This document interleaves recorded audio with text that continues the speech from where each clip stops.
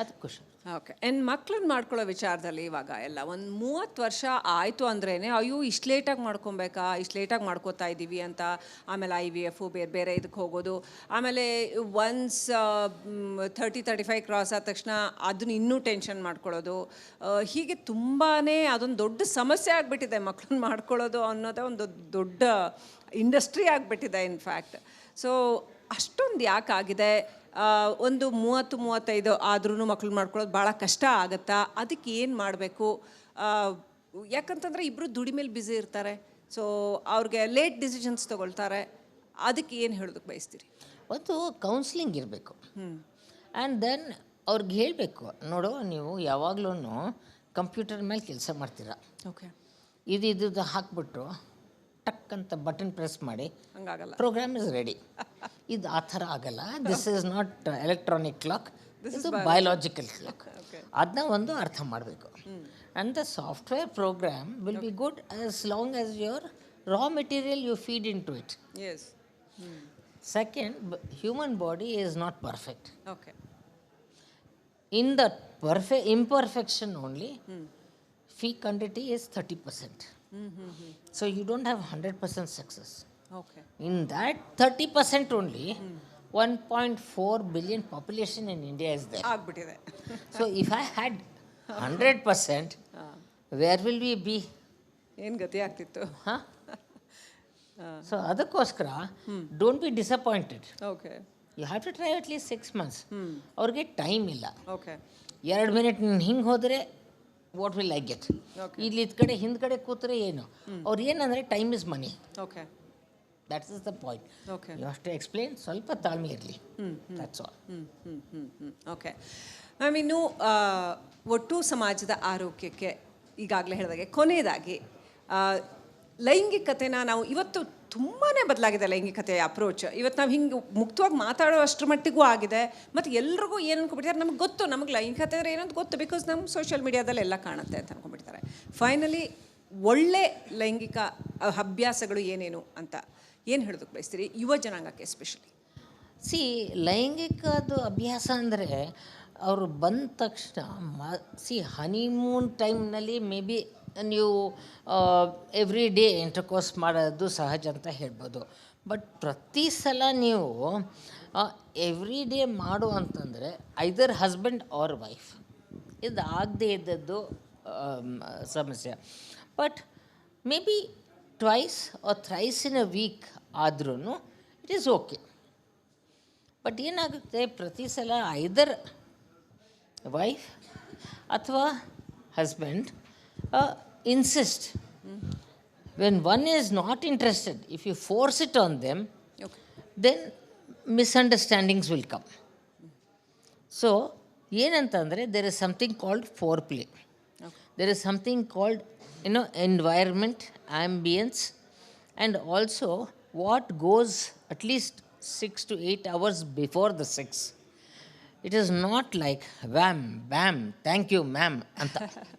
Ma'am, ಕನ್ನಡದಲ್ಲಿ ಒಂದೊಳ್ಳೆ ಶಬ್ದ ಇದೆ, ಸಾಮರಸ್ಯ ಅಂತ, ಸಮರಸ ಅಂತ. ಹೌದು, ಸರಿನಾ? ಸರಿ. But we must be very clear that it is not a physical thing. It is emotional and physical. ಅದು ಖುಷಿ. ಓಕೆ. ಆ್ಯಂಡ್ ಮಕ್ಳನ್ನ ಮಾಡ್ಕೊಳ್ಳೋ ವಿಚಾರದಲ್ಲಿ ಇವಾಗ ಎಲ್ಲ ಒಂದು 30 ವರ್ಷ ಆಯಿತು ಅಂದ್ರೇ ಅಯ್ಯೋ ಇಷ್ಟು ಲೇಟಾಗಿ ಮಾಡ್ಕೊಬೇಕಾ, ಇಷ್ಟು ಲೇಟಾಗಿ ಮಾಡ್ಕೋತಾ ಇದ್ದೀವಿ ಅಂತ. ಆಮೇಲೆ IVF ಬೇರೆ ಬೇರೆ ಇದಕ್ಕೆ ಹೋಗೋದು. ಆಮೇಲೆ ಒನ್ಸ್ 30-35 ಕ್ರಾಸ್ ಆದ ತಕ್ಷಣ ಅದನ್ನ ಇನ್ನೂ ಟೆನ್ಷನ್ ಮಾಡ್ಕೊಳ್ಳೋದು. ಹೀಗೆ ತುಂಬಾ ಅದೊಂದು ದೊಡ್ಡ ಸಮಸ್ಯೆ ಆಗಿಬಿಟ್ಟಿದೆ ಮಕ್ಳನ್ನ ಮಾಡ್ಕೊಳ್ಳೋದು ಅನ್ನೋದೇ ಒಂದು ದೊಡ್ಡ ಇಂಡಸ್ಟ್ರಿ ಆಗಿಬಿಟ್ಟಿದೆ ಇನ್ಫ್ಯಾಕ್ಟ್. ಸೊ ಅಷ್ಟೊಂದು ಯಾಕಾಗಿದೆ? ಒಂದು 30-35 ಆದ್ರೂ ಮಕ್ಳು ಮಾಡ್ಕೊಳ್ಳೋದು ಭಾಳ ಕಷ್ಟ ಆಗುತ್ತಾ? ಅದಕ್ಕೆ ಏನು ಮಾಡಬೇಕು?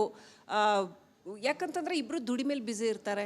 ಸೊ ಅವ್ರಿಗೆ ಲೇಟ್ ಡಿಸಿಷನ್ಸ್ ತೊಗೊಳ್ತಾರೆ. ಅದಕ್ಕೆ ಏನು ಹೇಳೋದಕ್ಕೆ ಬಯಸ್ತೀರಿ? ಒಂದು ಕೌನ್ಸಿಲಿಂಗ್ ಇರಬೇಕು. ಆ್ಯಂಡ್ ದೆನ್ ಅವ್ರಿಗೆ ಹೇಳಬೇಕು, ನೋಡು ನೀವು ಯಾವಾಗಲೂ ಕಂಪ್ಯೂಟರ್ ಮೇಲೆ ಕೆಲಸ ಮಾಡ್ತೀರಾ, ಓಕೆ, ಇದು ಹಾಕ್ಬಿಟ್ಟು ಟಕ್ ಅಂತ ಬಟನ್ ಪ್ರೆಸ್ ಮಾಡಿ ಹಂಗಾಗಲ್ಲ, ಪ್ರೋಗ್ರಾಮ್ ಇಸ್ ರೆಡಿ. ಇದು ಆ ಥರ ಆಗಲ್ಲ. This is not electronic clock, ಇದು ಬಯೋಲಾಜಿಕಲ್ ಕ್ಲಾಕ್. ಅದನ್ನ ಒಂದು ಅರ್ಥ ಮಾಡಬೇಕು. And the software program will be good as long as your raw material you feed in to it. Yes. Second, human body is not perfect. Okay In that imperfection only, fecundity is 30%. So you don't have 100% success.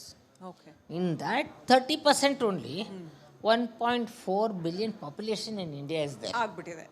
So if I had 100%, where will we be? ಏನು ಗತಿ ಆಗ್ತಿತ್ತು. Huh? So ಅದಕ್ಕೋಸ್ಕರ don't be disappointed. Okay you have to try at least 6 months. ಅವ್ರಿಗೆ time ಇಲ್ಲ.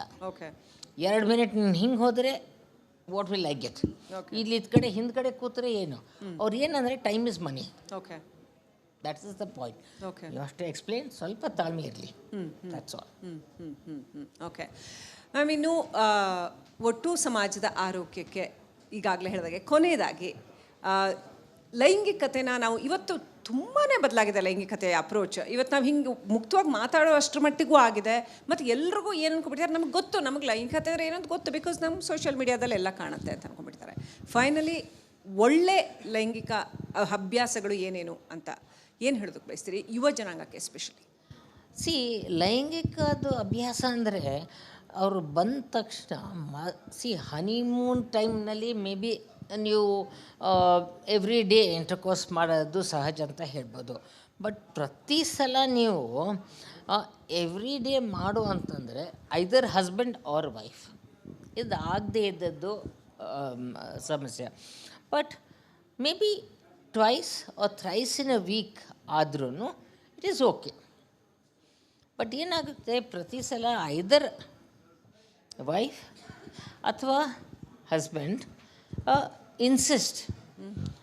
When one is not interested, if you force it on them, okay then misunderstandings will come.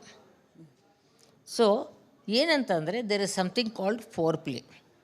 There is something called environment, ambience, and also what goes at least 6 to 8 hours before the sex.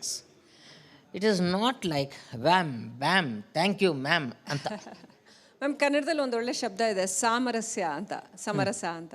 ಹೌದು, ಸರಿನಾ? ಸರಿ. But ಏನು we must be very clear that it is not a physical thing. Okay it is emotional and physical. And